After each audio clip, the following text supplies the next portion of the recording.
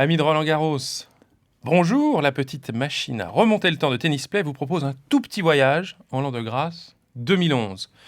Novak Djokovic, alors invaincu en cette saison, en 41 matchs disputés, défie le maître Roger Federer. Cette demi-finale tant attendue va basculer dans l'irréel et devenir l'un des plus grands matchs de l'histoire du tournoi. Ouais, à quoi on connaît un grand match ?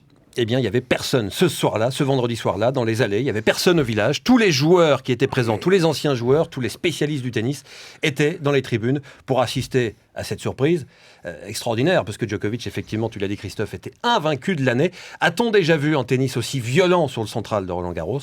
Pas sûr, c'est un match formidable, c'est l'un des grands matchs de la carrière de Federer qui attendait Djokovic en embuscade en demi-finale. Dommage qu'on n'ait pas eu 5-7, ça aurait encore ajouté du drame sans doute à ce match. Si on avait eu un 5e set, beaucoup. ça aurait été le lendemain matin, ce qui aurait un peu gâché la fête. Oui, parce qu'il est très tard, au moment où se termine le match. Ouais. Jean-Paul, une question simple, a-t-on déjà mieux joué au tennis sur le central de Roland-Garros que ce jour-là ? Moi, je pense que c'est le match où on a vu le meilleur tennis qu'on puisse imaginer sur terre battue, parce que les deux joueurs se complètent. Federer n'a pas en face de lui Nadal qui l'embête avec son grand lift. Il a en face de lui un joueur qui rentre dans son type de jeu. Et à ce moment-là, c'est du sublime. On ne peut pas imaginer mieux.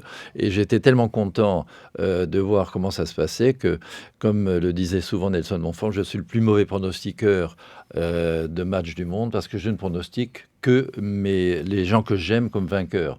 Qu'il n'ait aucune chance ou pas, ça n'a aucune importance. Ils doivent gagner. Donc, j'avais pronostiqué avec des amis que ça serait Federer. Comme Djokovic avait fait une saison fabuleuse depuis le début de l'année, j'ai parié, puis j'ai gagné. Et j'ai gagné.